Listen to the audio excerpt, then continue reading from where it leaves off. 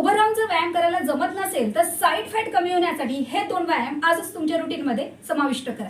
पायामध्ये घ्यायचं हे अंतर, उजवा हात डाव्या पायाला, डावा हात उजव्या पायाला. दीर्घ श्वास घ्यायचा आहे, दीर्घ श्वास सोडायचा या पद्धतीने.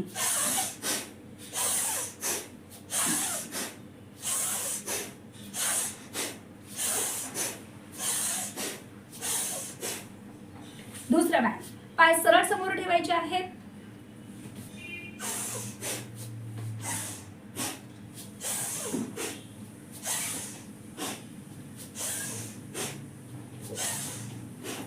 असे पुशअप करायला जरी जमत नसेल तर हे सुद्धा तुम्ही करू शकता. जेवढं जमतंय तेवढं कमरेतून ट्विस्ट व्हा, बाजूला पूर्ण हात टेका जमिनीला.